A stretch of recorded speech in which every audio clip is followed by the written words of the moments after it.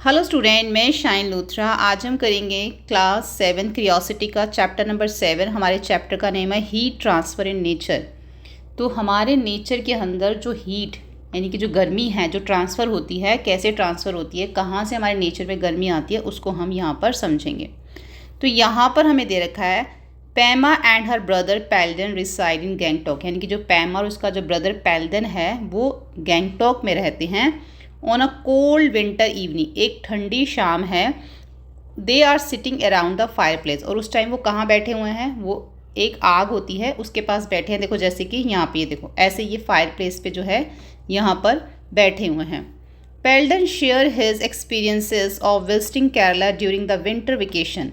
अब जो पेल्डन है सर्दियों की छुट्टियों के दौरान जब वो केरला घूमने गया था तो वो अपना जो एक्सपीरियंस यहाँ पे बताता है कि वो उसको वहाँ पर कैसा लगा या क्या था, वो यहाँ पर अपना एक्सपीरियंस बताता है। He says that compare to Gangtok winter in Kerala is comparatively warm and humid.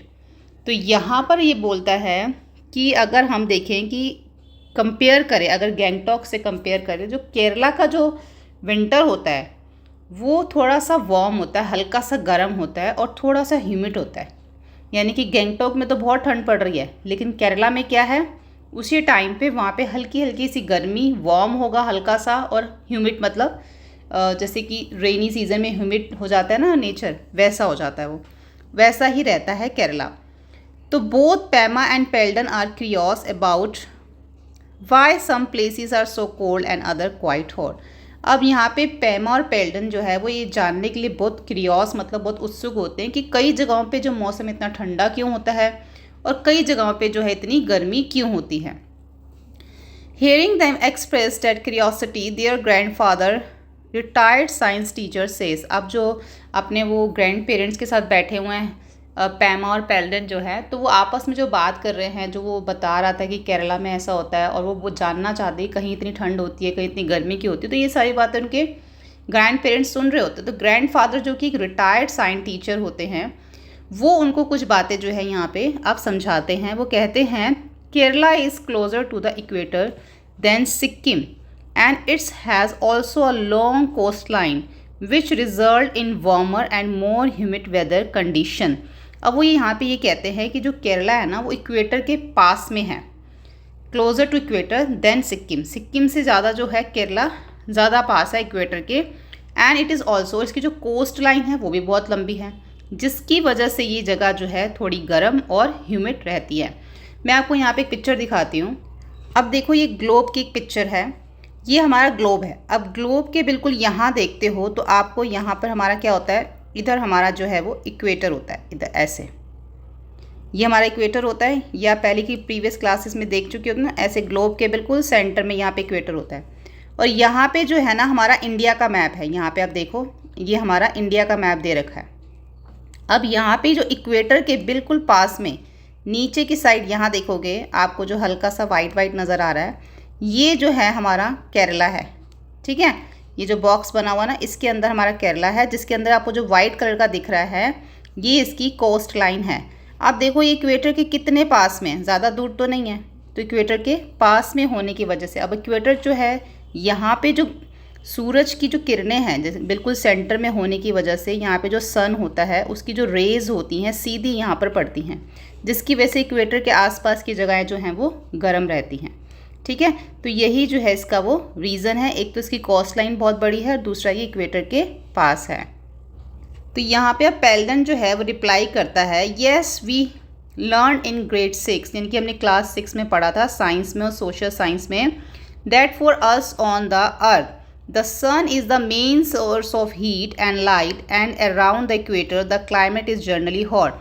जैसे कि मैंने आपको बताया कि जो सन है ना यहाँ पे हमारी अर्थ पे एक सन ही है जो मेन सोर्स है किसका, हीट और लाइट का। और ये जितनी भी जगहें इक्वेटर के पास पड़ती हैं उनका जो क्लाइमेट है वो जनरली हॉट ही रहता है, ज़्यादातर वो गर्म रहती हैं जगहें जो इक्वेटर के पास पड़ती हैं। As they are talking Pema is keenly observation her grandmother cooking टुपका अ ट्रेडिशनल सिक्किम्स डिश। अब जब वो बातें कर रहे थे ना तो पेमा जो है वो ये देखती कि उसकी ग्रैंड मदर जो तुपका बना रही है, थुपका। थुपका जो है एक सिक्किम की ट्रेडिशनल डिश है। वो उसने ये देखा कि वो एक इन अ लार्ज मेटल पैन, एक धातु का, मेटल होती है धातु, उसके बड़े से उसमें जो है वो डिश बना रही है। तो पैमा जो है वो पूछती है, Pema ask why are cooking utensils generally made of metal, कि ऐसा क्यों होता है कि ज़्यादातर जितने भी कुकिंग के यूटेंसिल मतलब बर्तन जो होते हैं वो मेटल के ही क्यों बने होते हैं। तो पेल्डन इमीडिएटली रिस्पॉन्ड, एकदम से वो बोलता है that they had studied in the chapter the world of metal and non metal that such materials are good conductor of the heat. वो कह रहा है कि हमने तो ये पढ़ा है, जो हमने चैप्टर पढ़ा था, चैप्टर का नेम था the world of metal and non metal. हमने उसमें पढ़ा था कि जो मटेरियल्स होते हैं, दैट सच मटेरियल, यानी कि जो मेटल्स होते हैं, ऐसे जो मटेरियल होते हैं वो गुड कंडक्टर ऑफ हीट होते हैं, मतलब कि वो जल्दी गर्म हो जाते हैं। ठीक है, जैसे कि देखो ये ऐसे जो है इसमें मेटल की यूटेंसिल्स में पका रही हैं। अब हम आगे देखते हैं यहाँ पर। अब यहाँ पर लिखा है कि how does heat get transferred in these materials, कैसे जो हीट इन मटेरियल्स में ट्रांसफ़र हो जाती है। तो इसको यहाँ पर हम एक एक्टिविटी के थ्रू जो है वो समझेंगे। तो हमारी फर्स्ट यहाँ पे जो हमारा पॉइंट है वो है 7.1 कंडक्शन ऑफ हीट, जिसका 7.1 एक्टिविटी करेंगे और हम इसको समझेंगे। अभी कंडक्शन ऑफ हीट क्या होता है इसमें हम नीचे समझेंगे। तो सबसे पहले तो इन्होंने हमें एक यहाँ पे क्वेश्चन दे रखा कि ये जो आप एक्टिविटी करेंगे, आप किसी बड़े की सामने ये एक्टिविटी करेंगे। देखो यहाँ पे इस एक्टिविटी को हम यहाँ पे समझ लेते हैं। यहाँ पे लिखा है take a stripe of metal such as aluminium और आयरन अबाउट 15 सेंटीमीटर लॉन्ग। यहाँ पे आपको इस तरीके से एक लंबा स्ट्राइप लेना है आप एल्यूमिनियम का या फिर आप आयरन का स्ट्राइप ले सकते हैं, जो कि 15 सेंटीमीटर यहाँ पे लॉन्ग होना चाहिए। उसके बाद है attach 4 pins to the stripe with the help of wax such that they are arrange and nearly equal distance about 2 centimetre apart as shown in figure 7.1। अब यहाँ पर जो है इसको क्या कर दिया, यहाँ पर इन्होंने बोला है कि आपको ना इस स्ट्राइप के ऊपर, जो आपने स्ट्राइप ली है इसके ऊपर आपको क्या करना है, with the help of wax, आपको वैक्स की हेल्प से कुछ आपने यहाँ पर इक्वल डिस्टेंस में यहाँ पे आपने अरेंज करनी है क्या, पिन्स। 4 पिन्स आपने इसमें अरेंज करनी है। ठीक है, ये 4 पिन्स देखो, जैसे यहाँ पे 1 लगा दी 2 सेंटीमीटर के गैप में, 2 3 4, ये 4 पिन्स आपने यहाँ पे लगा देनी है। उसके बाद secure the stripe to a stand and the label pin as 1 2 3 and 4 as shown in figure 7.1। यहाँ पे देखो इस तरीके से ना एक स्टैंड भी लगा लेना है यहाँ पर। ठीक है, और इसको जो है नेम दे देना 1 2 3 4। अब यहाँ पर लिखा है अगर आपके पास ये स्टैंड नहीं है तो फिर आप क्या करोगे, 2 ब्रिक्स यानी कि ईंटें लोगे और ईंटों के सहारे से आप इसको खड़ा करोगे। ठीक है, अब ये चीज़ समझ आ गई। अब यहाँ पर क्या करना है, देखो यहाँ पे कैंडल लगाई हुई है इसकी बिल्कुल यहाँ पे, इसका जो एंड पॉइंट है इसका, ये जो हमने स्ट्राइप लिया था, इस स्ट्राइप का जो एंड पॉइंट है उसके बिल्कुल नीचे आपने कैंडल लगा देनी है, या फिर आपने कोई स्पिरिट लैंप यहाँ पे आप लगा सकते हो। तो जब यहाँ से हीट ऊपर जाएगी, यहाँ पे जाएगी हीट, तो हीट क्या होगी, देखो जब हीट यहाँ लगेगी तो धीरे धीरे ये जगह गर्म हो जाएगी, फिर धीरे धीरे धीरे हीट जो है आगे की तरफ ट्रांसफ़र होती चली जाएगी। तो जैसे जैसे हीट ट्रांसफ़र होगी, जो यहाँ पर हमने वैक्स लगाई थी, जिससे हमने पिन को वैक्स के थ्रू ही लगाया था ना, तो जैसे जैसे हीट ट्रांसफ़र होती चली जाएगी, वैक्स जो है वो मेल्ट हो जाएगी और पिन्स जो है वो नीचे गिरनी शुरू हो जाएंगी। ठीक है, अब यहाँ पे एक्टिविटी से हमें क्या समझाएगी, इससे हमें इन्होंने ये बताया कि हीट जो है वो कैसे जो है वो ट्रांसफ़र होती है। आगे देखो यहाँ पर लिखा हुआ है heat the end of the stripe that is away from the stand with the candle of spirit lamp. यहाँ पे आप या तो कैंडल लगा लो या फिर आप लैम्प, ये जो अभी आपको मैंने बताया वैसे ही आपको यहाँ पर करना है। उसके बाद what will happen to the pin, अब पिन्स का क्या हुआ, मैंने आपको बताया था कि वो क्या होगी, विल दे रिमेन अटैच, कि अभी भी वो वहाँ पर लगी हुई है पिन, क्या वो गिर गई हैं, जैसे जैसे हीट उस पर पहुँचती जाएगी पिन तो नीचे गिरती जाएगी। तो यहाँ पे प्रिडिक्ट किया था the order in which the pins will fall from the stripe, की वो तो है नीचे गिर जाएंगी। तो आपने क्या रिकॉर्ड किया, आपने क्या ऑब्ज़र्व किया, हमने यही ऑब्ज़र्व किया कि जो पिन जो है वो नीचे गिर गई। अब यहाँ पर आप इसको प्रिडिक्ट में, यहाँ पे आपको जैसे लिखा हुआ है पिन जो नीचे गिरी, पहले पिन फॉलिंग फर्स्ट, कौन सी पिन पहले नीचे गिरी, तो यहाँ पे हम प्रिडिक्शन में लिख सकते हैं the order in which the pins will fall from the stripe. Observation क्या हुआ वो हम अभी आगे देखेंगे। तो पिन जो है कौन सी पहले गिरी, यहाँ पे देखो, यहाँ पे लिखा हुआ है यू ऑब्जर्व, आप देखोगे कि that the pin closest to the candle flame pin 1 fall first. पहले पिन 1 गिरी क्योंकि वो कैंडल के पास थी, उसके बाद सेकंड, थर्ड और फोर्थ गिरी। Why does pin first fall before pin second, मतलब कि पहले फर्स्ट क्यों गिरी उसके बाद सेकंड क्यों गिरी, सभी पिन जो है वो एक साथ क्यों नहीं गिरी। From your observation what can you infer, आपके ऑब्जर्वेशन से आपने क्या अनुमान लगाया। Do you think that heat is being transfer along the metal strip from the end that is being heated, आपको क्या लगता है कि जो हीट है वो ट्रांसफ़र हुई है मेटल स्ट्रिप के अंदर, मतलब कि स्टार्ट अगर हम यहाँ पे देखें तो यहाँ से क्या हीट ट्रांसफ़र हुई है, वो आपसे पूछ रहे हैं। तो बिल्कुल हीट ट्रांसफ़र हुई है, तभी तो देखो जैसे जैसे हीट ट्रांसफ़र होती गई, पहले हीट यहाँ पहुँची तो पहले ये पिन गिर गई, फिर हीट आगे ट्रांसफ़र हुई, फिर ये पिन गिर गई, फिर आगे ट्रांसफ़र हुई, फिर ये गिर गई, जैसे ही वो आगे ट्रांसफ़र तो ये पिन नीचे गिर गई। ठीक है, ऐसे ऐसे जो है हीट ट्रांसफ़र होती गई और पिन्स गिरती गई। As the heat travel along the stripe and approaches a pin, the wax holding it metals and the pin falls, मतलब कि वो जैसे जैसे पिन्स जो हैं वो वैक्स के साथ लगी हुई थी और जैसे जैसे हीट ट्रांसफ़र होती गई वैक्स जो है वो मेल्ट हो गई और पिन्स नीचे गिर गई। Here the transfer of heat takes place from the hot and the stripe of the colder end, मतलब कि स्टार्टिंग देखें अगर वो हॉट हो गई और धीरे धीरे जो ठंडी स्ट्राइप थी उसकी तरफ जो हीट है वो ट्रांसफ़र होती चली गई।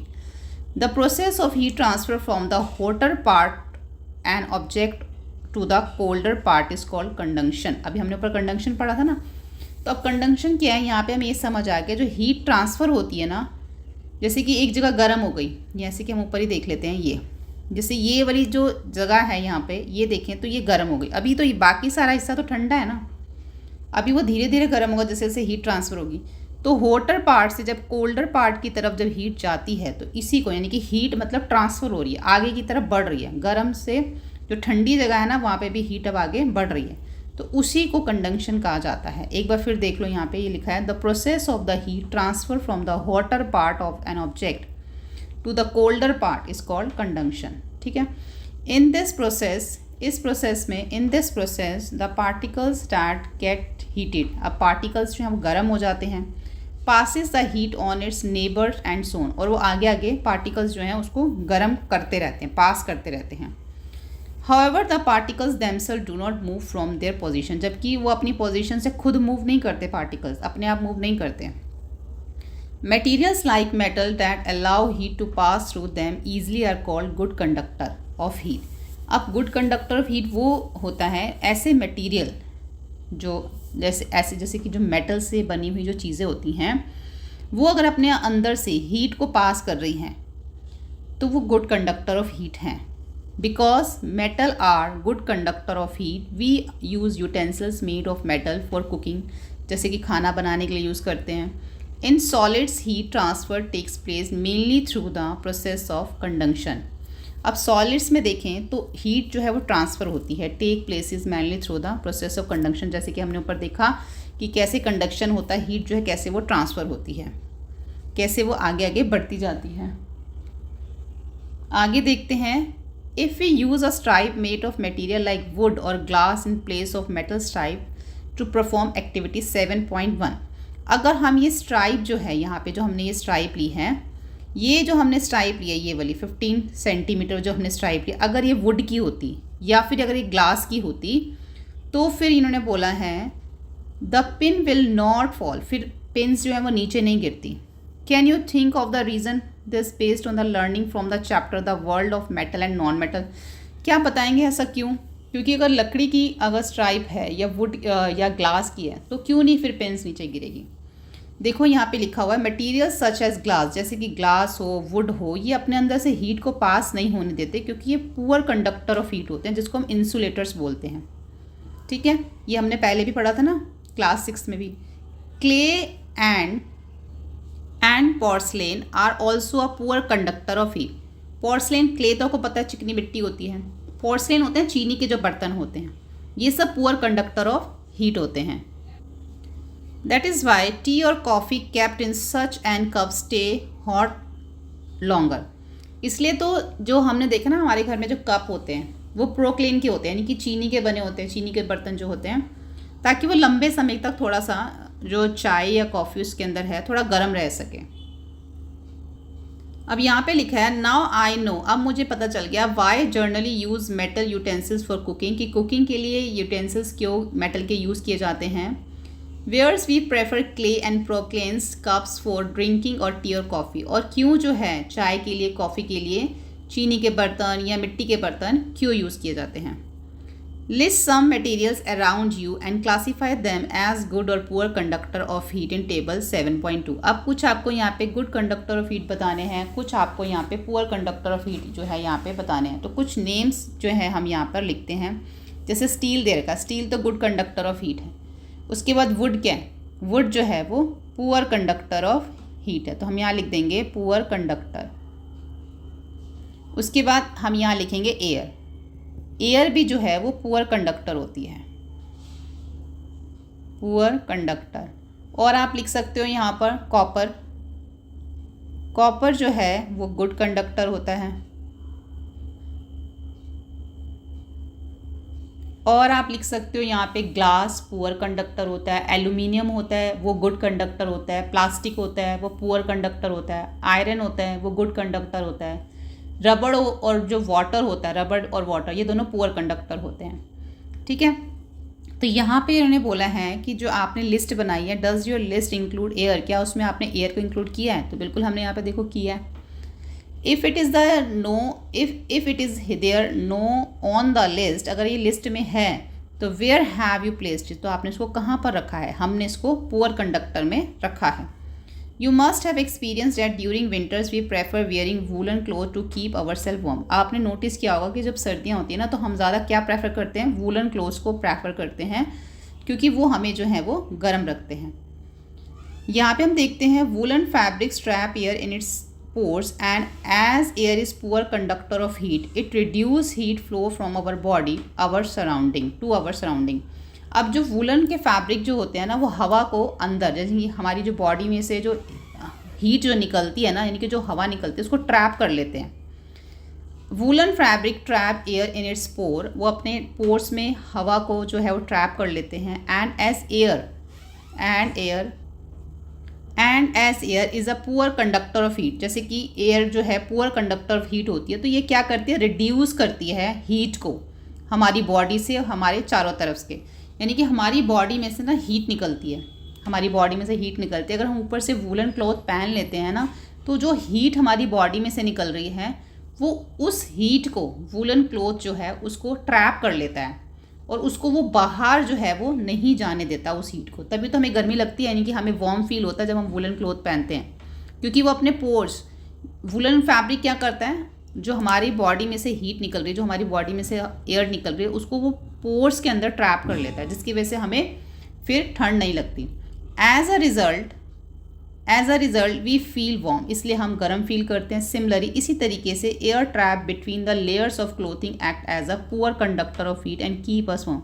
इसलिए जैसे कि हम बहुत सारी लेयरिंग, मतलब बहुत तरह के नीचे अलग अलग लेयरिंग के कपड़े पहनते हैं ना, वो इसीलिए पहनते हैं ताकि वो हमारी बॉडी जो है उससे गर्म रहे, क्योंकि एयर क्या है, यहाँ पे लिखा हुआ है as a result we feel warm. Similarly air trap between the layer of clothing, इसलिए जो एयर होती है ना, जो हम लेयरिंग करते हैं कपड़ों की, उसको एयर उसको एयर जो है वो ट्रैप हो जाती है उसमें, उन लेयरिंग के अंदर एयर ट्रैप हो जाती है, क्योंकि वो एक पुअर कंडक्टर है, जिसकी वजह से हमारी बॉडी को वो गर्म रखती है।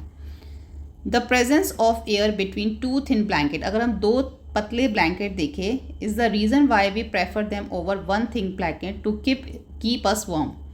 इसलिए हम जो है जो मोटा ब्लैंकेट होता है ना वो लेना ज़्यादा पसंद करते हैं, क्योंकि उसके अंदर एयर जो है वो क्या हो जाती है, ट्रैप हो जाती है, जिसकी वजह से हमें गर्मी मिलती है, हम वार्म रहते हैं।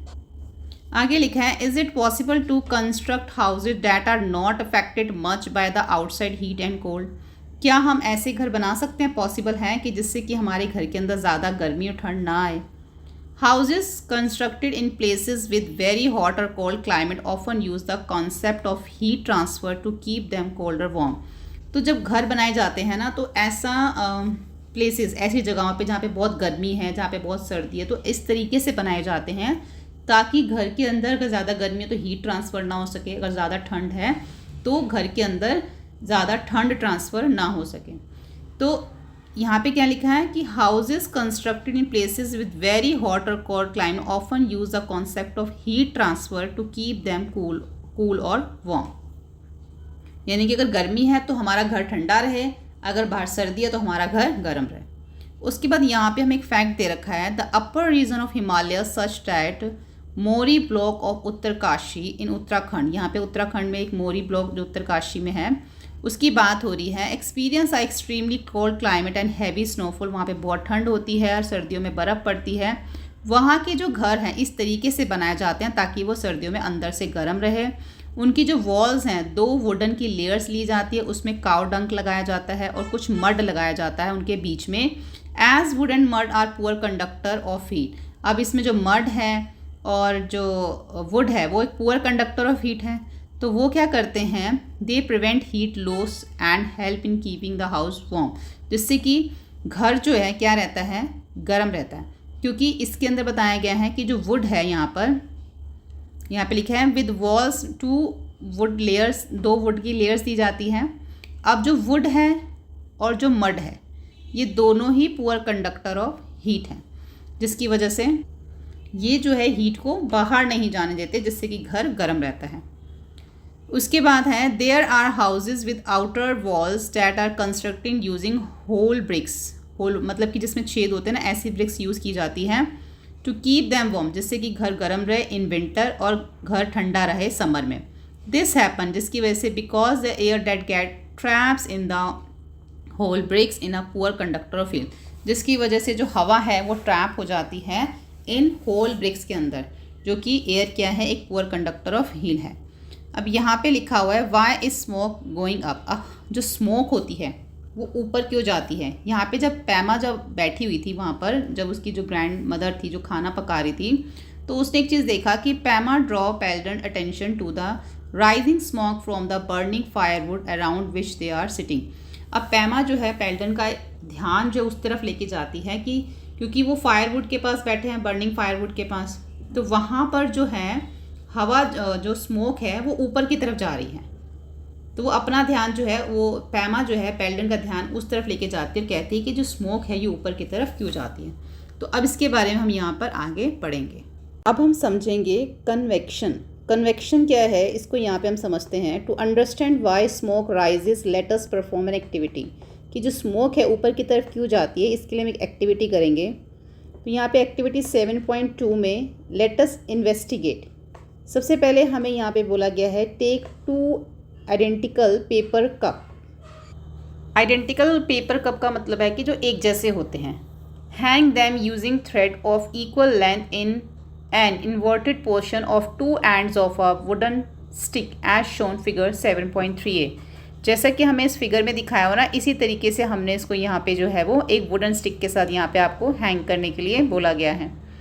उसके बाद यहाँ पे बोला गया है now adjust the position of the cup so that the stick is horizontal. इनकी हॉरिजॉन्टल आपने स्टिक लेनी है इस तरीके से, और आपने उसके ऊपर इस तरीके से 2 कप्स यहाँ पर लगा देने हैं।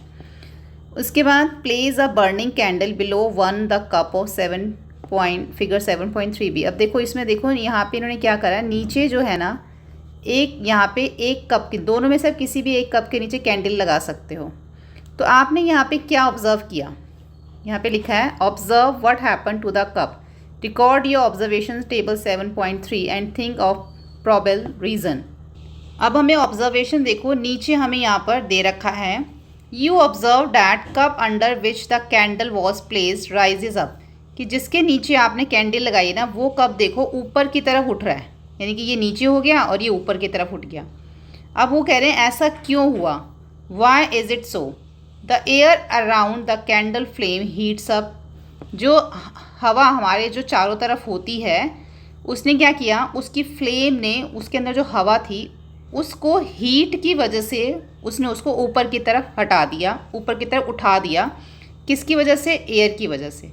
The air around the candle, यानी कि जो उस कैंडल के चारों तरफ जो हवा थी उसने कैंडल की फ्लेम से उसको ऊपर की तरफ कर दिया, उसकी हीट ने जो है हवा की वजह से उसको ऊपर की तरफ कर दिया। As the air in the cup warm up it expand and occupy more space. As a result it become lighter and rises up. As the air in the cup warm up, अब हवा ने क्या करा, जो as the air, जो cup के अंदर जो हवा थी उसने उसको गर्म कर दिया, जिसकी वजह से वो फैल गई, एक्सपेंड हो गई और उसने और जगह जो है वो घेर ली। ऑक्यूपाई मोर स्पेस, उसकी वजह से क्या हुआ, वो हल्का हो गया कप और वो ऊपर की तरफ उठ गया। यानी कि जब कैंडल जलाई कप के नीचे तो कप के अंदर एयर थी, कैंडल जलाने से वो एयर गर्म हो गई, गर्म होने से वो एयर जो है फैल गई, उसने और भी जगह ले ली। जब वो फैल जाएगी तो ज़्यादा जगह ले लेगी, उसकी वजह से, उसके फैलने की वजह से वो हल्की हो गई, हवा हल्की हो गई और ऊपर की तरफ वो कप उठ गया। आगे देखो, you can experience the expansion of air on heating it, placing a partially inflated balloon in the sun.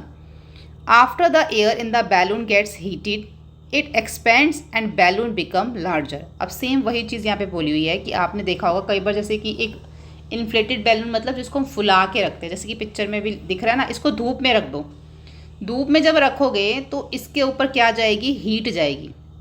तो जो इसके अंदर की हवा है ना, हीट की वजह से वो फैल जाएगी और फैलने से क्या होगा, उस बैलून का जो साइज़ है वो बड़ा हो जाएगा। ठीक है, आगे लिखा हुआ है, you must have observe that when an incense stick क्या होती है, जो अगरबत्ती घरों में जलाई जाती है, इस बर्न, जब उसको जलाते हैं तो उसकी जो स्मोक है ऊपर की तरफ जाती है। Smoke is a mixture of hot gases and tiny solid particles that are released when something burn. तो जो स्मोक का जो मिक्सचर है वो किससे बना होता है, वो हॉट गैसेस से बना होता है और छोटे छोटे टाइनी सॉलिड पार्टिकल्स होते हैं। जब उसको जलाते हैं ना अगरबत्ती को, तो वो जो पार्टिकल्स जलते हैं उसके अंदर सॉलिड पार्टिकल्स, जो उसमें जो गैसेस होती हैं, तो यहाँ लिखा है smoke is mixture of hot gases. जो ऊपर स्मोक जाती है उसमें बहुत सारी गैसेस मिक्स होती हैं, साथ में उसके अंदर छोटे छोटे पार्टिकल्स होते हैं जो कि रिलीज हो जाते हैं जब उसको जलाते हैं स्टिक को। यानी कि जब अगरबत्ती को जलाते हैं तो उसमें से बहुत सारी गैसेस निकलती हैं और छोटे छोटे सॉलिड पार्टिकल्स जो हैं उसमें से निकलते हैं, वो ऊपर की तरफ जाते हैं। As it warmer than the surrounding air its rise up. तो जैसे ही वो गर्म होती है तो जो चारों तरफ हवा होती है ना उसको ऊपर की तरफ करती है। Let us find out how heat transfer take place in liquid by performing the following activity. अब यहाँ पे हम समझेंगे कि जो हीट है कैसे ट्रांसफ़र होती है लिक्विड के अंदर। अभी तो हमने ऊपर जो है हीट ट्रांसफ़र देखा था, कैसे मेटल में जो है वो ट्रांसफ़र हो रही है, कैसे एयर में वो ट्रांसफ़र हो रही है हीट, अभी हमने पढ़ा ना ऊपर कप वाला, बलून वाला। अब हम देखेंगे कि लिक्विड में कैसे जो हीट ट्रांसफ़र होती है। यहाँ पर लिखा हुआ है how does heat transfer take place in liquid, कैसे जो हीट जो है ट्रांसफ़र होती है लिक्विड में। Do liquid also rise up when heated like air, क्या पानी, जो पानी कह लो, कोई भी लिक्विड कह लो, क्या वो भी ऊपर की तरफ जाता है जैसे कि हवा जाती है। तो इसको हम समझते हैं एक एक्टिविटी से। यहाँ पर अब हमें टेक अ 500 ml बीकर लेना है, half filled with water as shown in figure 7.5a में दिखा रखा है हमें। उसके बाद हमें एक स्ट्रॉ की हेल्प से ग्रेन डालना है पोटेशियम पर मैग्नेट का, बिल्कुल उसके सेंटर में रखना है बीकर के आपने, किसकी हेल्प से, स्ट्रॉ की हेल्प से। फिर उसके बाद नीचे आपने एक कैंडल को जो है बीकर के नीचे रखना है। देखो जैसे इस पिक्चर में दे रखा है, यहाँ पे हमें दिखाया हुआ, देखो ऐसे आपने एक बीकर लेना है, उसके अंदर आपने एक स्ट्रॉ की हेल्प से पोटेशियम जो है यहाँ पे पर मैग्नेट का एक ग्रेन आपने उसके अंदर रखना है और नीचे से इस तरीके से आपने जो है इसको कैंडल को बर्न करना है। अब यहाँ पे क्या लिखा हुआ है, यहाँ पे लिखा हुआ है observe the movement of the coloured streak in water. जो इसके अंदर एक स्ट्रीक डाली गई है ना, जो उसमें एक ग्रेन वो डाला गया है। As you supply heat streak of colour start moving up and then coming down from the side. जैसे ही इसके नीचे ये कैंडल आप बर्न करोगे ना तो देखोगे कि ये जो स्ट्रीक डाला गया था ये ऊपर उठ रहा है, फिर ये वापस नीचे की तरफ आ रहा है। तो जब ये ऊपर उठ रहा है तो वापस नीचे की तरफ क्यों आ रहा है, अब इसका क्या रीज़न है। यहाँ लिखा हुआ है Why does the streak of colored water go up in the middle and come down from the sides? The water at the bottom of beaker gets heated up and become hot. अब यानी कि बीच का तो पानी गर्म हो गया, अब जब नीचे कैंडल बर्न करी तो यहाँ पे जब हीट गई तो ये वाला पानी तो गर्म हो गया।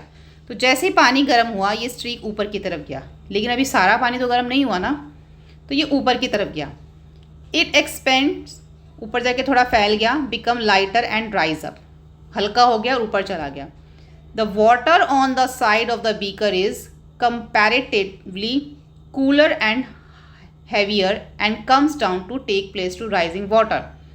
अब हम पूरे बीकर के अगर साइड के पानी की बात करें तो वो भी ठंडा ही है, ठंडा है तो हल्का है, और वो and comes down to take place, क्योंकि वो ठंडा है अभी साइड का पानी और हल्का है, इसलिए वो जो है स्ट्रीक वापस जो है वो नीचे की तरफ आ रहा है।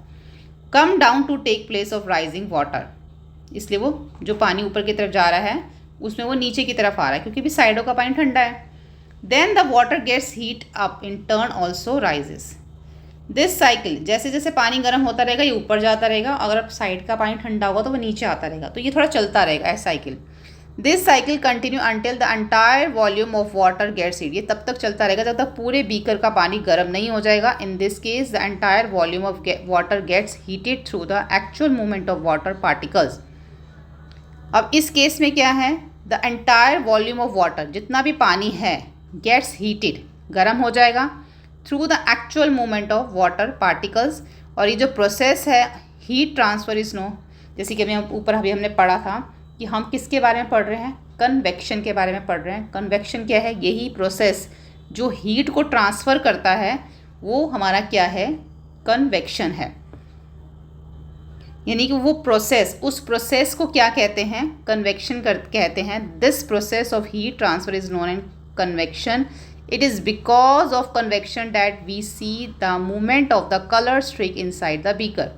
तो अभी हमने देखा ना ये क्यों कहते हैं इसमें, इट इज़ बिकॉज जो कन्वेक्शन है, ये it is because of the convection that we see, हमने देखा the movement of colour streak, यानी कि जो स्ट्रीक का जो मूवमेंट था, जो हमने कलर देखा इनसाइड द बीकर, जो हमने उसका मूवमेंट देखा, उस मूवमेंट की वजह से हम इसको क्या कह रहे हैं, कन्वेक्शन कह रहे हैं इस हीट ट्रांसफ़र को।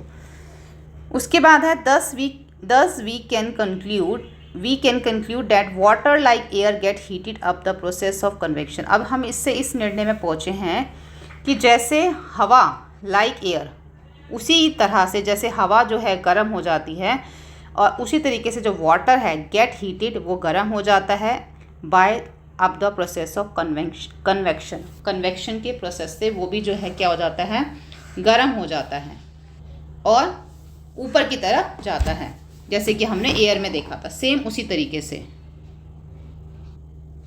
Here heat transfer take place by the actual movement of particles of liquid and gases from one place to another. अब यहाँ पे क्या है, यहाँ पर हीट जो है ट्रांसफ़र हुई, उसने जगह ले ली, टेक प्लेस अपने एक्चुअल मूवमेंट ऑफ पार्टिकल की लिक्विड के अंदर और गैसेस में, एक जगह से दूसरी जगह, जैसे कि हमने इसमें इस एक्टिविटी में देखा है।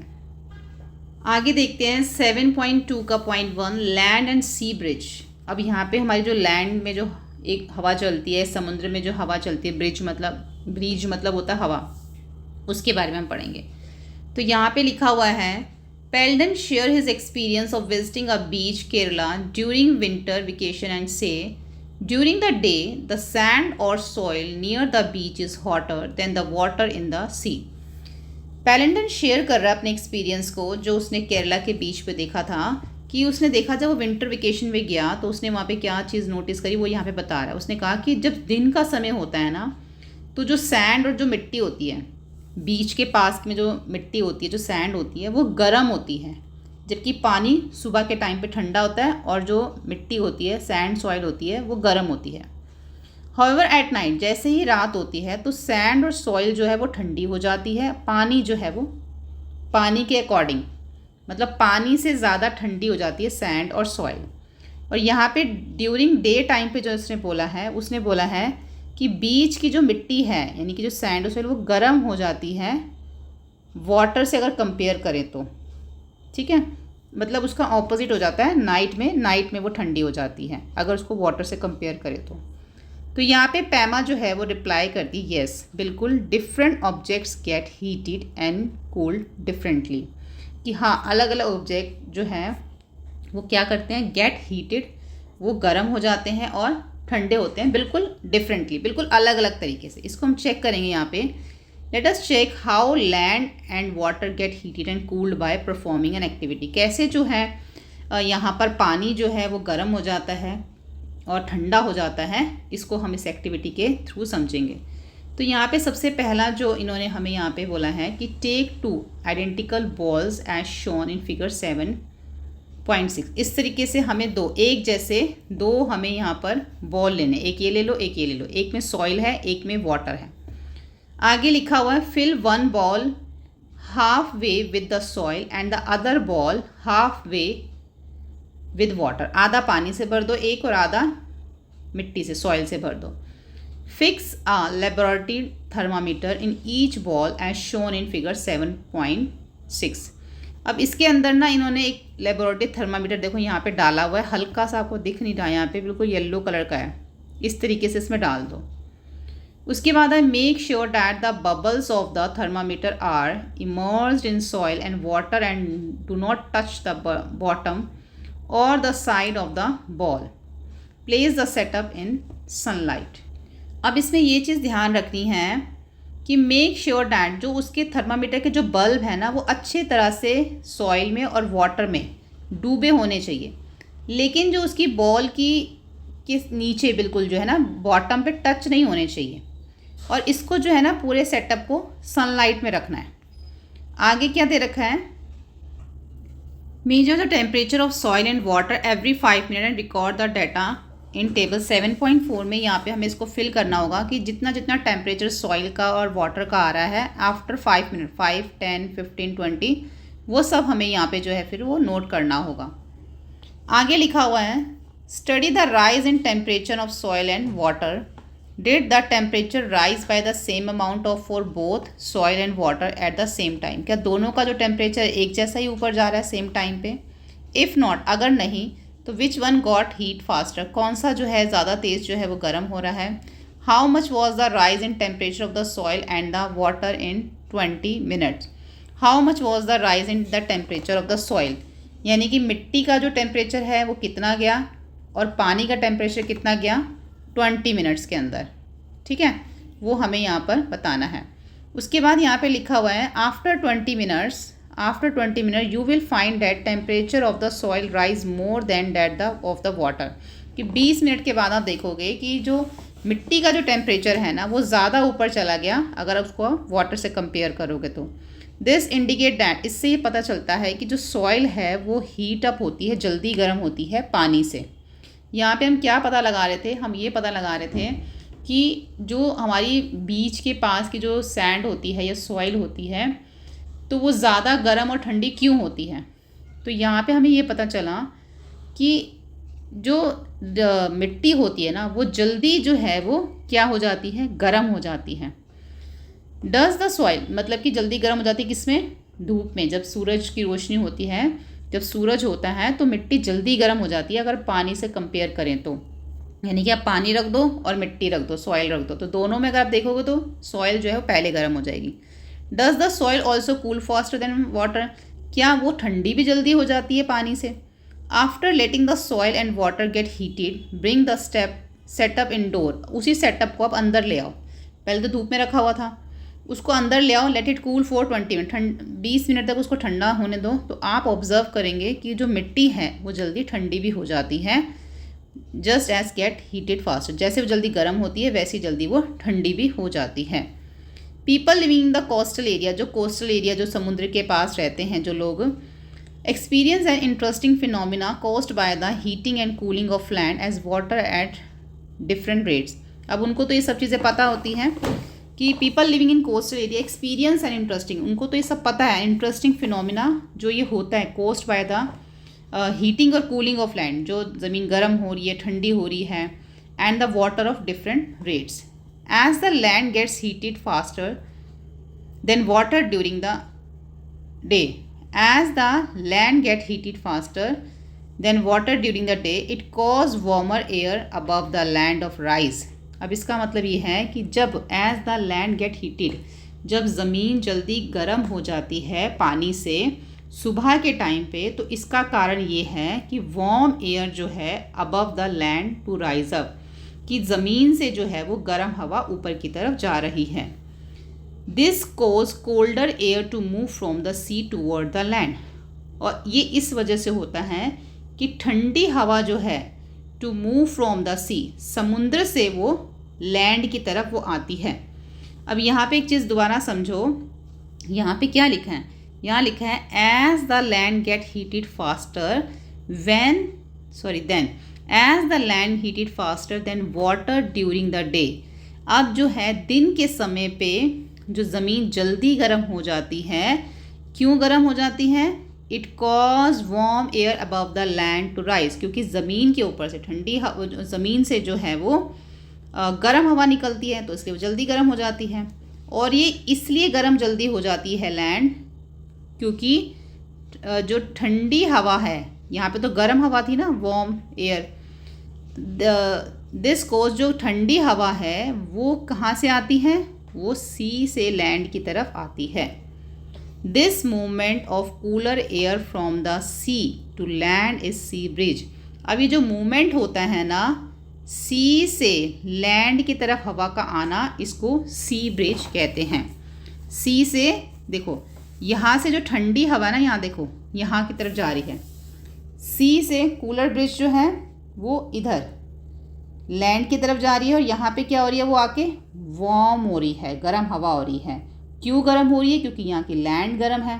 तो जब हवा यहाँ पर आएगी तो लैंड गर्म है, तो यहाँ पे आके वो हवा भी क्या हो जाएगी? गर्म हो जाएगी, और गर्म हवा जो है वो ऊपर की तरफ फिर वो उठेगी। और ये सब कब का बता रहा है? ये डे टाइम को बता रहा है, जब दिन का समय होता है। ठीक है, अब आगे यहाँ पे लिखा है हैंस इन अ 7.7, जो हमें दे रखी है picture, in a hot places sea breeze relieves people from the heat. That is why windows of house in coastal area are placed facing the sea. अब इसीलिए जो यहाँ पे कोस्टल एरिया के पास जो घर बनाए जाते हैं, उनकी जो विंडो है वो सी की तरफ रखी जाती है, ताकि जो समुद्र से आने वाली ठंडी हवाएं हैं वो उनको मिल सकें। अब डे का तो हमने पढ़ लिया, अब नाइट का हम पढ़ेंगे। नाइट के समझेंगे कि रात के समय में क्या होता है। पहले इस पिक्चर में देखो, इस पिक्चर में दिखा रखा है कि अब जो ठंडी हवा है वो अब इस लैंड से इस सी की तरफ आ रही है। दिन की तरफ तो क्या हो रहा था? सी से लैंड की तरफ जा रही थी, लेकिन अब रात को क्या हो रहा है? ठंडी हवाएं जो हैं इस लैंड से होकर सी की तरफ जो है इधर जा रही है, और यहाँ पर आके वो हवा गर्म हो जाती है। ठीक है, अब यहाँ पे हम इसको पढ़ते हैं। At night the process reverse, उल्टा हो जाता है। In the absence of sunlight, जैसे सूरज की रोशनी जाती है, लैंड जो है वो जल्दी ठंडी हो जाती है, फटाफट से वो ठंडी हो जाती है जैसे सूरज की रोशनी जाती है। जैसे कि हमने ऊपर एक्टिविटी में देखा था, पहले उन दोनों बॉल को बाहर सन में रखा तो जल्दी गर्म हो गए, मिट्टी जल्दी गर्म हो गई, तो जैसे ही उसको अंदर लेके आए तो मिट्टी जल्दी ठंडी हो गई। तो ऐसे सूरज जब जाता है तो जो मिट्टी है वो जल्दी ठंडी हो जाती है। एज अ रिज़ल्ट उससे क्या होता है? The air above the sea is warmer and rises up. तो वो जो ठंडी हवा समुद्र की तरफ जाती है वो समुद्र में जाके गर्म हो जाती है और ऊपर की तरफ उठती है। Cooler air from the land then moves towards the sea. ठंडी हवा लैंड से सी की तरफ जा रही है और इसको कहते हैं लैंड ब्रिज, और इससे ये लैंड ब्रिज बनती है, जैसे कि हमें इस पिक्चर में दिखा रखा है। Thus people living near the seashore experienced that the direction of the wind reverse in the day and night. अब जो समुद्र के किनारे लोग रहते हैं उनको ये सारा एक्सपीरियंस उनको होता है, उनको पता है कि इस तरीके से दिन और रात में ये सब होता है। अब हम पढ़ेंगे रेडिएशन के बारे में। Do you remember when Pema and Paladin were sitting around the fireplace? आपको याद है हमने ऊपर पढ़ा था कि जो पैमा और पैलडन हैं वो फायरप्लेस के पास बैठे हुए हैं। They felt warm. वो कैसा फील कर रहे हैं? अपने आप को गर्म महसूस कर रहे हैं। क्यों गर्म महसूस कर रहे हैं? क्योंकि वो फायर प्लेस के पास बैठे हुए हैं। Their grandfather tells them that the heat transfer in this case takes place directly from the fire hot object to us by a process known as the radiation. अब यहाँ पे देखो उसके ग्रैंडफादर क्या कहते हैं। Their grandfather tells them, उनके grandfather जो हैं पैमा और पैल्डा को जो है बताते हैं that the heat transfer in this case take place directly from the fire, यानी कि जो आपको हीट जो उनको मिल रही है ना, जिसकी वजह से वो गर्म हो रहे हैं, वो डायरेक्टली जो है वो आग से मिल रही है, सीधी उनकी तरफ पहुंच रही है, टू अस, यानी कि हमारे तक सीधी जो है उसकी हीट पहुंच रही है आग की, बाय अ प्रोसेस। किस प्रोसेस से पहुंच रही है? रेडिएशन के प्रोसेस से जो है हीट जो है आग से, फायर से डायरेक्ट हमारे तक मीन्स उन तक जो है वो पहुंच रही है, पैमा, पैलडन और उसके ग्रैंड पेरेंट्स तक। आगे लिखा हुआ है the heat of the sun reaches us through this process. अब जो सूरज की रोशनी, सूरज की जो हीट है वो भी इसी प्रोसेस से हमारे पास पहुंचती है, रेडिएशन के प्रोसेस से, मतलब डायरेक्ट हमारे तक पहुंचती है। Heat transfer bye radiation does not require any medium. अब हीट को ट्रांसफ़र होने के लिए किसी भी मीडियम की ज़रूरत नहीं है, वो डायरेक्ट हमारे तक पहुंचती है। All objects radiate heat. You must have observed that a hot utensils kept away from the flame cool down after some time. जितने भी ऑब्जेक्ट्स होते हैं वो रेडिएट होते हैं। आपने यहाँ पे लिखा है कि यू मस्ट हैव ऑब्जर्व, आपने ये ऑब्ज़र्व किया होगा बहुत बार कि जो एक गर्म बर्तन होता है जब उसको हम फ्लेम से हटा देते हैं थोड़ी देर बाद वो ठंडा हो जाता है। What is the reason for it? इसके पीछे क्या रीज़न है, वो ठंडा कैसे हो जाता है? The hot utensils cool down by radiating heat to his surrounding. अब जो गर्म बर्तन होता है वो बाद में ठंडा हो जाता है। The hot utensil cool down bye, किसकी वजह से? बाय रेडिएटिंग, मतलब उसके अंदर जो उसकी उस बर्तन की जो हीट है वो बाहर की तरफ निकलती है, अपने चारों ओर वो फैल जाती है। ठीक है, कोई भी अगर हम गर्म बर्तन लेते हैं उसको हम फ्लेम से हटाते हैं, गैस से हटाते हैं, तो थोड़ी देर बाद ठंडा इसलिए होता है क्योंकि जो वो बर्तन की जो हीट है ना वो रेडिएट हो रही है, वो बाहर की तरफ अपने चारों तरफ सराउंडिंग में जा रही है, इसलिए धीरे धीरे वो ठंडा हो जाता है। अब यहाँ पे लिखा है why is it more comfortable to wear white light cloth during the summer and dark cloth during the winter. अब जो गर्मियों में हम लाइट या वाइट कलर के कपड़े पहनते हैं तो हमें इतना कंफर्टेबल क्यों फील होता है, जबकि सर्दियों में हम डार्क कलर के कपड़े पहनते हैं। तो जो लाइट कलर के क्लोथ होते हैं वो रिफ्लेक्ट करते हैं, reflect most of heat and falls on them, therefore we feel more comfortable wearing them during summer. अब जो हल्के कपड़े होते हैं वो हीट को इतना ना ऑब्ज़र्व नहीं करते, जिसकी वजह से हम कंफर्टेबल फील करते हैं, जबकि जो डार्क सरफेस वाले कपड़े होते हैं जो कि हम विंटर में पहनते हैं वो हीट को ज़्यादा ऑब्ज़र्व करते हैं, जिसकी वजह से हम कंफर्टेबल फील करते हैं विंटर में जब हम डार्क कपड़े पहनते हैं। अगर आप गर्मियों में बहुत रेड या ब्लैक या बहुत डार्क ब्लू पहनोगे ना तो वो हीट को, मतलब वो हीट को जो है ना ऑब्ज़र्व कर लेता है डार्क कपड़ा समर में। अगर वही आप डार्क क्लोथ विंटर में पहनोगे और वो हीट को ऑब्ज़र्व करेगा तो वो आपको वार्म करेगा, गर्म करेगा, इसलिए गर्मियों में लाइट कपड़े पहनने चाहिए। उसके बाद आगे लिखा है there are many examples in our daily life. हमारी डेली लाइफ में बहुत सारे एग्जाम्पल हैं where we can observe conduction, convection and radiation happening together, जहाँ पे कंडक्शन, कन्वेक्शन और रेडिएशन होता रहता है। Consider the case of water being heated up as shown in figure 7.8। देखो जैसे यहाँ पे पानी गर्म हो रहा है। Let us identify the various way in which the pan and the water get heated up as well the as warmth we feel around the flame and the hot pan. अब पानी देखो इसमें है, इसको यहाँ पे लिखा है लेट अस आइडेंटिफाई, इसको हम पहचानते हैं the various way in which the pan and the water get heated up. अब बहुत सारे तरीके होते हैं पैन को गर्म करने के या पानी को गर्म करने के। As well as warmth we feel around the flame and the hot pan. तो जैसे ही पानी जो है as well as the warmth, हम जो है गर्म महसूस करते हैं जब भी कोई फ्लेम चल रही होती है ना, कहीं पे भी आग होगी, गैस की फ्लेम जो होती है जब वो जल रही होती है तो हम अपने चारों तरफ क्या फील करते हैं कि हमें हीट लगती है ना, हमें हल्का हल्का गर्म महसूस होता है और जो पैन है वो भी गर्म हो जाता है। Heat is transfer from the flame to the utensil by conduction.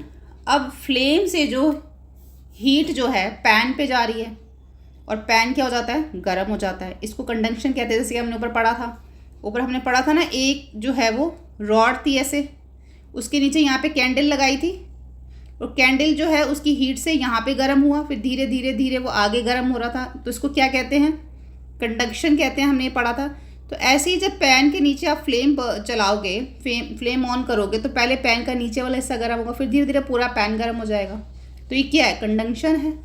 इसी तरीके से वाटर जो उसके अंदर होता है, water in the utensil gate heated up, फिर धीरे धीरे वो पानी भी गर्म होने लग जाता है, तो उसको क्या कहते हैं, उसको कन्वेक्शन कहते हैं।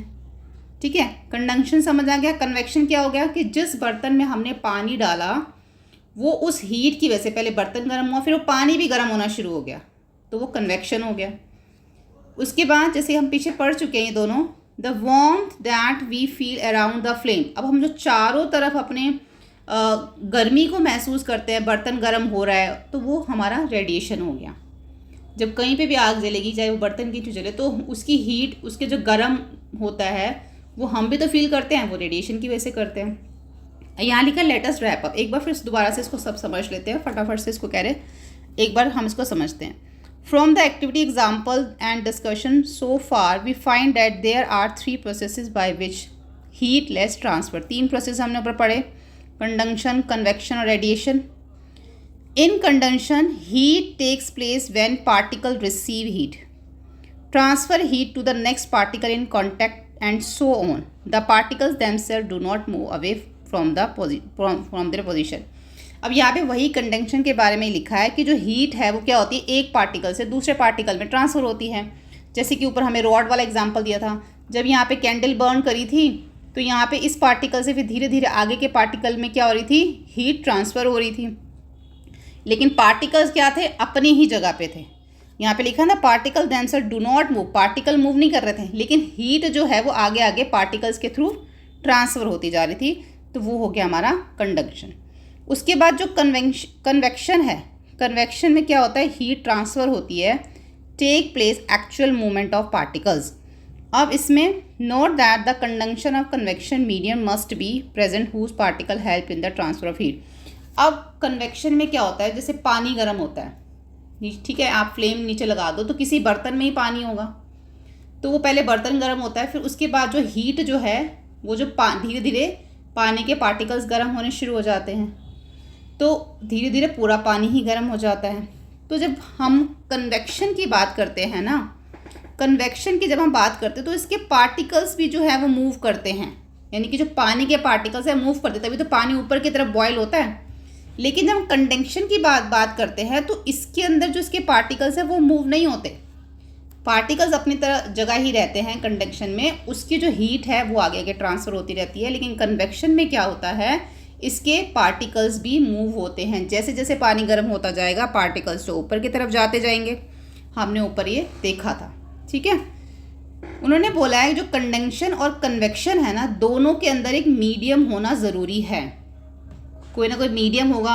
आप नीचे फायर जलाओगे, फिर बर्तन में पानी डालोगे, तभी तो धीरे धीरे वो काम करेगा ना। अगर हम इसके नीचे, मान लो ये रॉड है, रॉड के नीचे आपने कैंडल को बर्न ही नहीं किया, नीचे फ्लेम ही नहीं लगाई, यहाँ पे रॉड के नीचे अगर आपने कैंडल की फ्लेम ही नहीं लगाई तो कैसे वो रॉड गर्म होगी, नहीं होगी।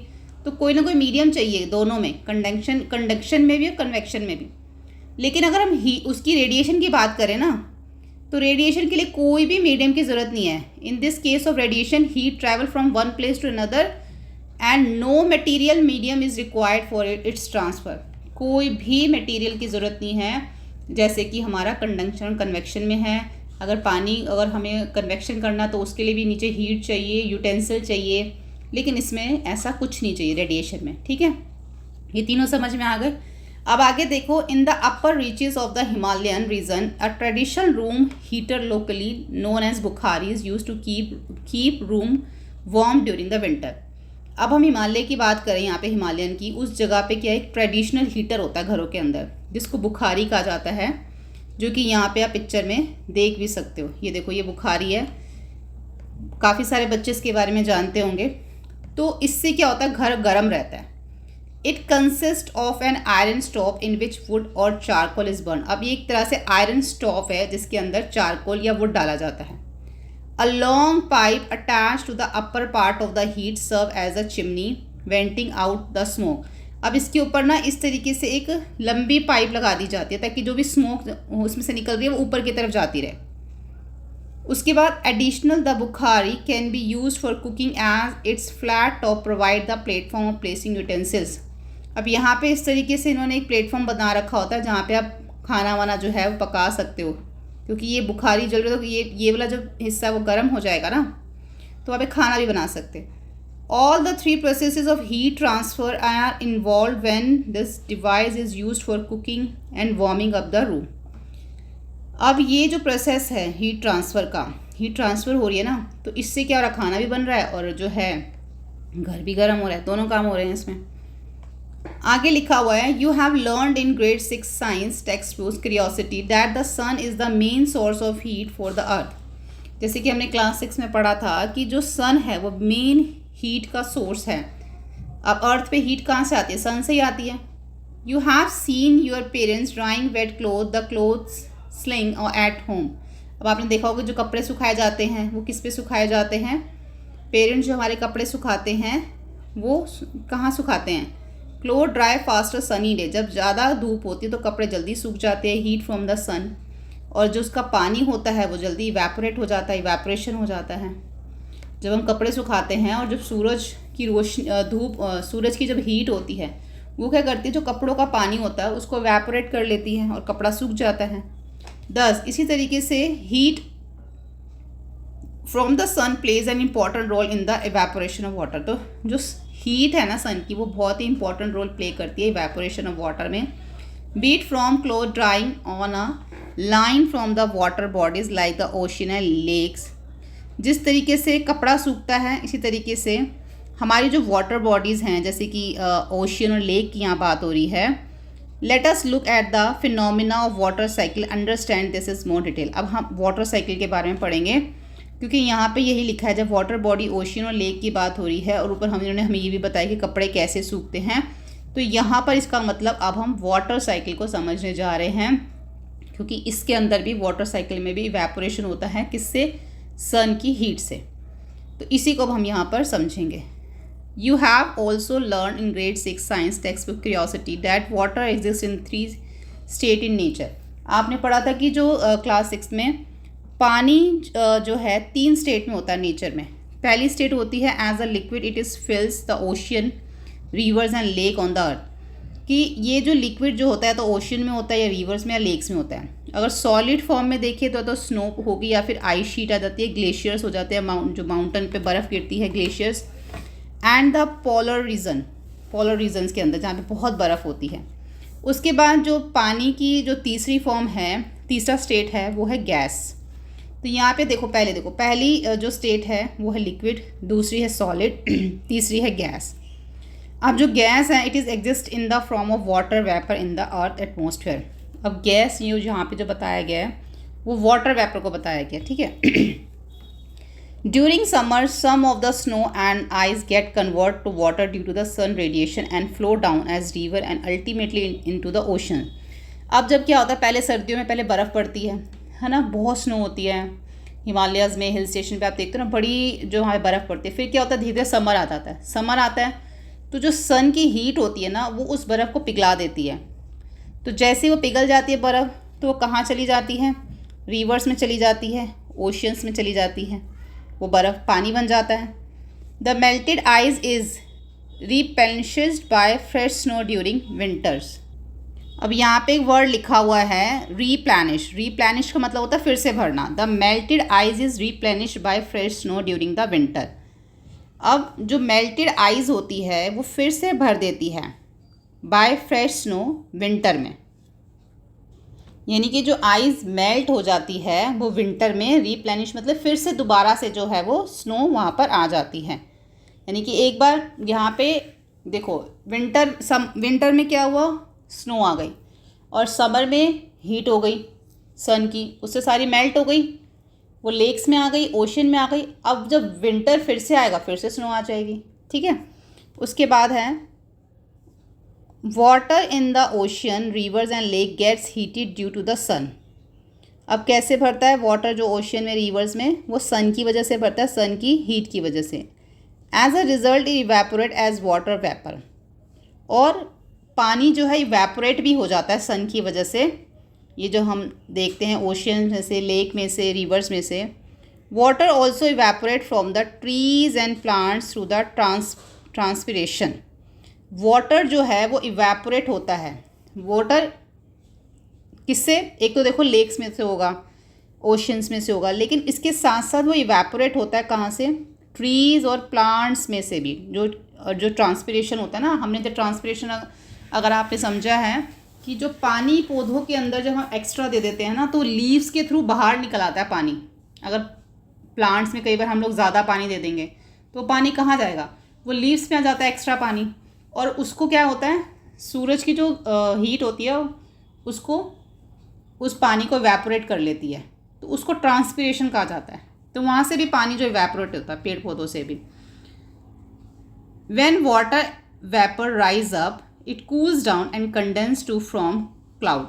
जब पानी ऊपर जाता है तो ऊपर जाके ठंडा हो जाता है, और जब वो ठंडा हो जाता है तो फिर बादल बन जाते हैं। Clouds bring rain, snow and hail. This process is called precipitation. अब जब पानी ऊपर चला जाता है, क्लाउड बन जाता है, तो फिर वो क्या लेके आता है, बारिश लेके आता है, स्नो लेके आता है, हेल लेके आता है। तो इसी प्रोसेस को प्रेसिपिटेशन कहा जाता है। The continue movement of water upward the water vapour and downward through the precipitation. अब पानी का ऊपर जाना, ठंडा होना, बादल बनना, फिर नीचे रेन के रूप में नीचे आना, तो ये सब प्रेसिपिटेशन है। Passing through soil, rocks and plants and finally returning to water bodies is called water cycle. तो ये किस देखो, मिट्टी में से भी पानी जो है वो मिट्टी में पानी होगा तो वो भी सूख जाता है, रॉक्स में होगा, प्लांट्स में होगा, ये सारा जो है जितनी भी वाटर बॉडीज़ हैं वहाँ से भी पानी जो ऊपर जाता है फिर वो वापस नीचे ही आ जाता है। तो ये सब क्या है, ये वाटर साइकिल ही तो है। पानी ऊपर जा रहा है, नीचे आ रहा है, ऊपर जा रहा है, नीचे आ रहा है, रेन के रूप में नीचे आ जाता है। Thus the water cycle help in redistributing and replenishing water in rivers, lake and ocean. अब इस वाटर साइकिल से क्या होता है, पानी जो है फिर से वापस से नदियों में, तालाबों में, लेक्स में और ओशियन में आ जाता है। It also serves to conserve the total amount of water on the earth. और इस तरीके से जो अर्थ का पानी है ना वो भी बच जाता है, कंजर्व हो जाता है।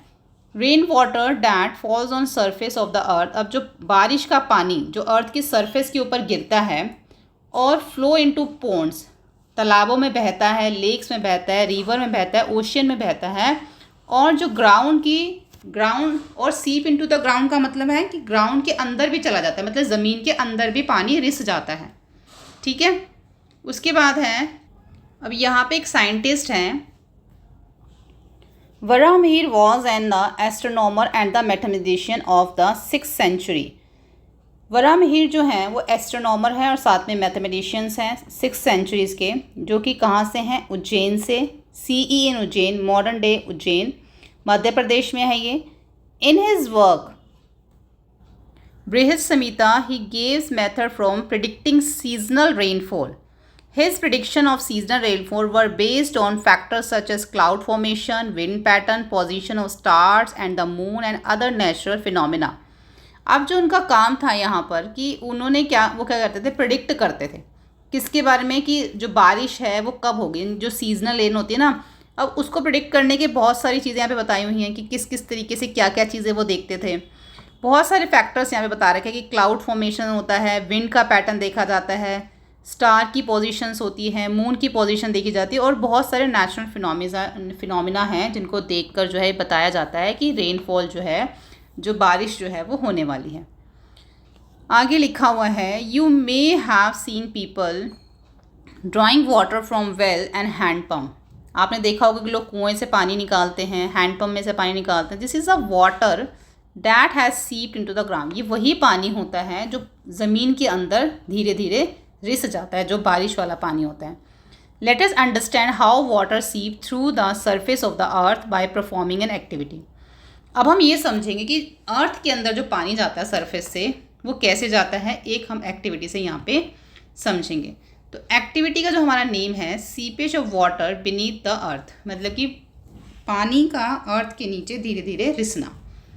सबसे पहले इन्होंने हमें क्या बोला है यहाँ पे कि take 3 transparent use plastic bottle of 1 litre capacity, cut down in the middle and make small hole in the cap of each bottle.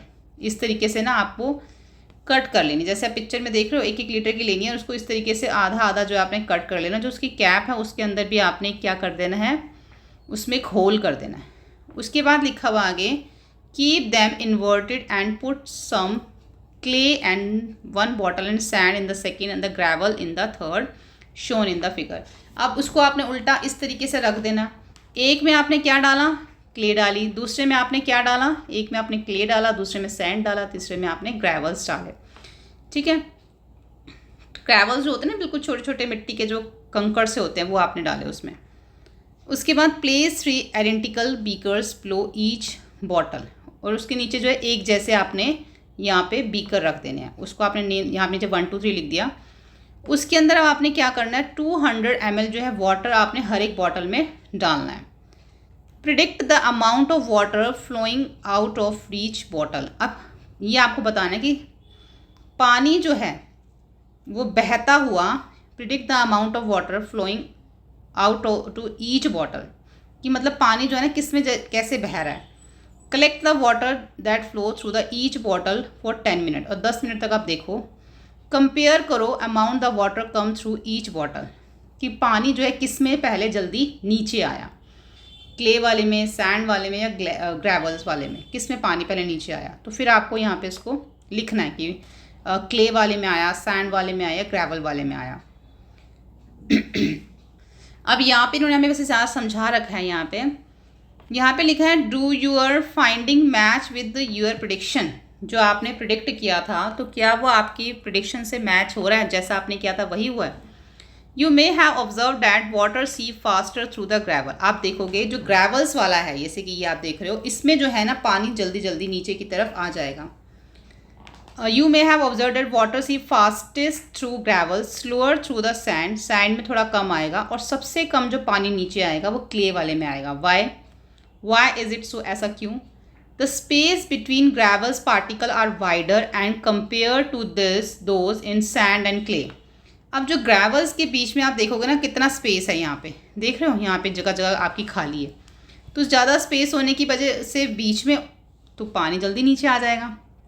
जबकि अगर हम यहाँ पे देखें तो यहाँ पे लिखा रखा ना ओपन स्पेस है, तो ये ग्रेवल है छोटे छोटे, और उनके बीच में स्पेस होने की वजह से पानी जल्दी नीचे आ रहा है.